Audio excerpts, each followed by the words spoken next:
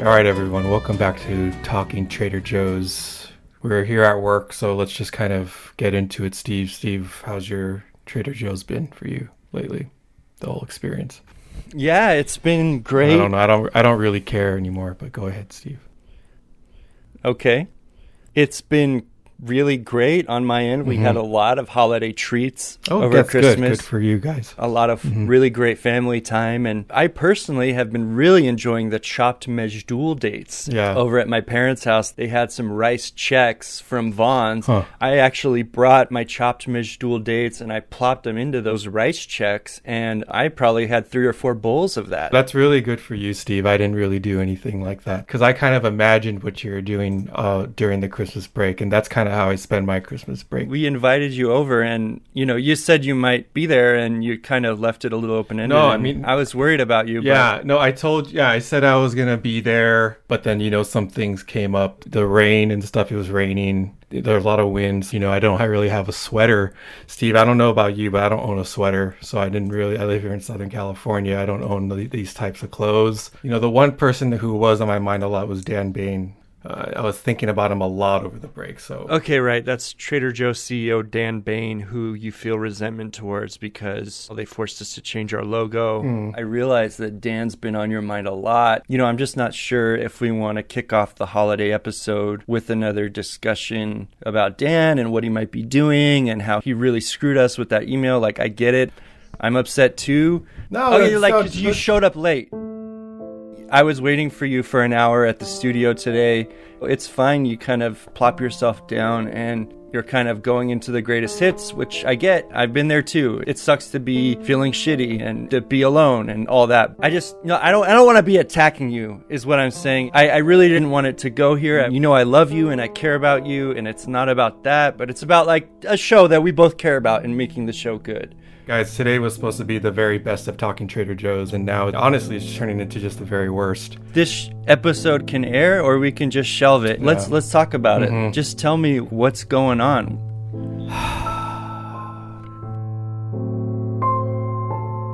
I was doing my podcasts on my bed. I had my podcast mic set up. I had it attached to my bed, and I was sending them to you. And I don't know if you got those, but I was sending them to you. I was asking for you for feedback. Right. And, radio silence on your end. Yeah. And I know you're in Sedona. You're having a good time, right? You have your wine and stuff with your partner. But these podcasts aren't going to make themselves. And, I just wanted to just kind of address that with you. But my view of the podcast is more about us together unpacking Trader Joe's and sharing the joy and sharing the love. And there was kind of a poetic quality to them that I appreciated. Yeah, I'm glad they're very experimental. You noticed that, right? I had kind of musical numbers in there and monologues and some homages to like classical podcasts. I had an intermission there at some point. Yeah, and I would love to see kind of what you could do on your own, maybe experimenting with some of that stuff. But I guess for me, Talking Trader Joe's is sort of like we're both in each episode talking about Trader Joe's. And it's not necessarily like whining or not to sound negative, but like speaking just negatively. Right. But yeah. Right. Well, does that make sense or? No, it does and it doesn't, right? What I wanted to do was something kind of more, avant-garde, kind of like John Lennon, You've always been kind of like the Paul McCartney between us, right? You make music that the people like, right? But I'm kind of, and that's good. I think that's good. That's good and for we've me had and this stuff. conversation before, and I just kind of reject the whole notion because to me, Paul McCartney kind of gets pigeonholed, but whether with Wings or on Abbey Road was really some of the most... why don't we do it in the road, right? That was a Paul song. So, I don't know about that, but yeah. And I'm definitely open to releasing portions of those recordings. There was about 3 hours. We usually try to go for about 15-minute episodes. So, but yeah, I understand. You have a structure, Steve.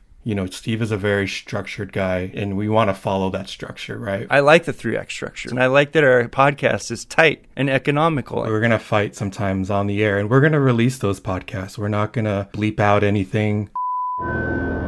This is just me today. I am here alone in my apartment. in Costa Mesa. I called the government and I told them, I refuse to turn my clock back. I was looking at some Bluetooth headphones recently, comparing the deals. You just can't believe that it's so cheap. I'll go to the local Joe's. I'll drive past. Instead of going into the parking lot, I'll kind of just park off to the side and just kind of look in what they're doing, what's going on. Are there a lot of people? I had sort of helped you to set up a dating app. Me and my wife had sort of picked these profile photos for you and even wrote the bio, which I felt like really captured your poetic spirit. I felt like it was just this knockout profile. And then we didn't hear anything. And my wife was asking me about it. And I said, I texted you and didn't hear back on that. Well, I don't want to push you, but I also worry about your isolation, And I appreciate you and your partner doing that for me. I saw the profile. I agreed with many of the photos that you guys chose of me. But I think at the end of the day, they weren't authorized by me. So that was the difference there. They're a photo, they were pulled from my Facebook. And that's fine. I kept the dating app. Oh, that's great. I'm on OkCupid right now. My username is Flaming Joe. We can go out. It doesn't matter where you shop. I'm kind of open to anyone right now. So please. There's the financial component, which a lot of women nowadays will just pay for half of the meal. And right. There's really no reason to not just share a bite, maybe even just a date to Trader Joe's. Guys, I just got a gift card for Christmas. It's a $50 gift card to Trader Joe's, locked and loaded, ready to go. Just a small anecdote. Day before Christmas, I wanted some popcorn poppers.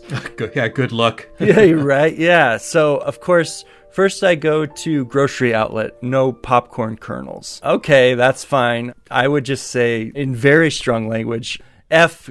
Yeah, damn. Yeah, like damn or something. Yeah, damn that place. Yeah. Then I found my way over to Vaughn's, and one thing I forgot is in the traditional grocery store how the prices are so esoteric. It's like buy 3 and get them for this price, and buy 2 and get them for that price. And, and then you got to remember, are you a club member? Are you going to get that price? What's the phone number you use? Is it, my grandparents' phone number? And I literally stood there for 20 minutes trying to figure out, do I want the black kernels? Do I want the yellow kernels? Do I want the Vaughn's brand?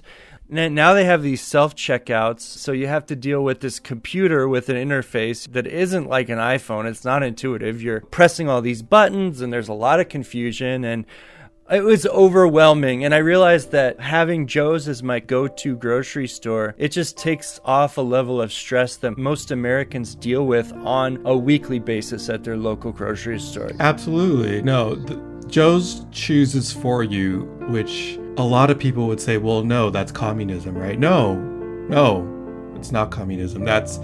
They are choosing the best thing for you, and they're good. Their products are good. There's only one mini tacos there, and it's Trader Joe's mini tacos, and they're damn good.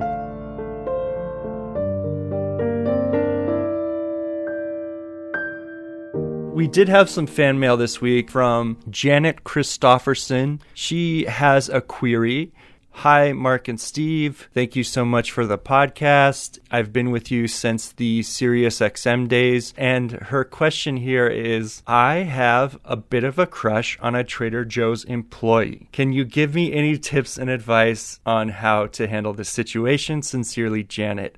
I thought this was interesting because we've never really discussed this, although I know at different points you and I have both had our eyes on someone special who works there and, have felt a little bit of those butterflies. Why not? Yeah. They're very charismatic. They're good looking. They dress well. And when you get to that cashier's table, they are talking to you like they've known you your whole life. Yeah, sometimes it's a false impression because you'll feel like I'm special, but then you see that they just talk to everybody like that, right? Yes and no, because sometimes you really are that special. Because, guys, these are human beings, right? Human beings are working for Trader Joe's, too. True. And they have real interests, like all of us. I would say asking out a Trader Joe's employee is very difficult. You want to make sure that you're not misreading the friendliness of the Trader Joe's employee with romantic interests and then just poison the well at your local Joe's. You got to look out for that kind of stuff because these Trader Joe's workers, they do have a generous employee discount that they can use for their family and friends. You know, if you're trying to kind of court some of these workers, keep aware that they might be a little bit nervous around you because you might have other intentions, right? You might be wanting to get 20% off that next purchase that you're looking for. And so it gets a little messy, Steve, and you're right about that. That's great advice. One of my questions for you and for the world is how can you tell the difference between whether someone's being nice to you versus whether someone actually wants to pursue you or and it's really hard because Trader Joe's workers, they are quite charming. You're going to want to make sure that you've spoken to them for at least 10 minutes. When you're checking out in line, usually that's 2 or 3 minutes. So that's 5 visits. 5 interactions. I'd say you need to move the conversation from something Joe's related and test it. Let's set the stage. So I'm level 5, right? And I'm kind of gliding and I'm entering the fresh section. And there's a server there. And Steve's going to play the server. I'm going to come up and I'm going to notice these bacon wrap dates. And I'm going to pick one up and I'm going to say, oh, are these bacon wrap dates that you're serving here? What do you have going on here? Yes, these are so good. I totally recommend them. And I will look her in the eye and I'll be like, okay, well, let's give it a shot. And I will eat it right in front of her, right? Wow. And that's a connection. And that was the second thing I was going to talk about, Steve, which is eye contact, right? So I'm going to eat these bacon wrap dates and I'm going to maintain eye contact with her. That sends a very powerful signal to her that I'm going to experience these dates in front of you and I want to watch me experience them. And you need to watch her facial expressions as you're biting into these dates. If she's maintaining eye contact with you, she's smiling, you ingest the dates, 9 times out of 10, people would just say, oh, these are really good. And then the conversation ends, right? Right. We get it. Yeah. The dates are good, conversation ender, move on.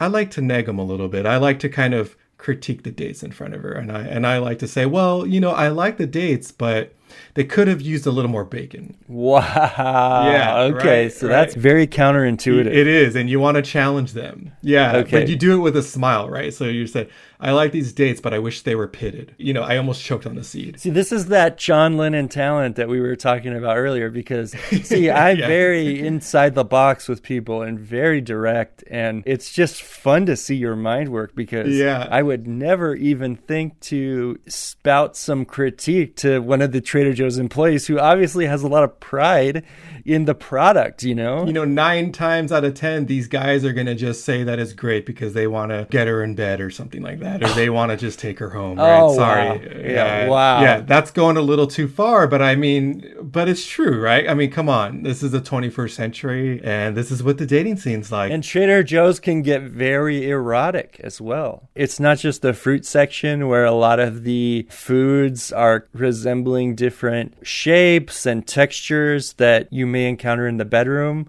but it's all the way to the dairy section and the half and half and the milk. Dairy is very erotic at Trader Joe's. For me personally, dairy gets me very erotic. And especially on those days that they're playing 90s R&B. And they know exactly what they're doing. And, you know, Dan Bain, we know enough about Dan to know that he likes his toast buttered on both sides, if you know what I mean. I've seen CEO Trader Joe's, Dan Bain's wife. She's something else. I mean, how did Dan catch that one? She's a very attractive woman. Very pleasing to the eyes. So you look at how Dan got that, and then you understand the makeup of why they're playing R&B at the Trader Joe's.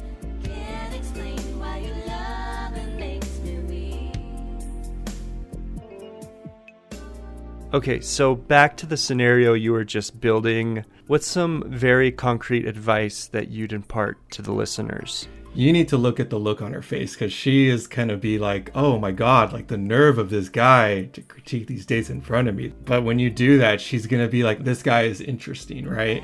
You kind of go into a little bit of friendly banter. You kind of go into what you would have done with the dates, what you would have done if you were back there behind the table with her, right? Wow. Yeah, and then you get her imagination going, right? She's kind of thinking, oh, you know, This is fascinating, and this is how me and Mark talk when we're alone. I'm a little nervous about sharing this side of ourselves with the Trader Joe's community, and I do want to apologize if we've offended anybody, because that's not our intent at all. No, and we have to be very careful here because with Time's Up and stuff like that, we need to be very careful about consent, right? We need to be able to ask her before we go back there, right? We need to ask her, are we allowed to join you back there? Right, with the timeout movement. You have opened up the opportunity for you to ask, what is she doing later that day? Maybe I can show you how to make these dates better. Maybe at your place, maybe at mine. Wow. Interesting. And then you tell her about maybe the gift card that you got this past Christmas that has a substantial balance on the gift card. A little bit of bragging. I think just a little bit. I'd like to call it confidence, Steve, but it could venture into bragging if you're probably a level 4 or 3 and you don't have a lot of sophistication with your language. All of these things matter, tone and the manner in which you ask. Because, she could also very easily just be offended if you don't like her dates and just kind of be like, F you, get out of here. These are free. Great. So we have another question here.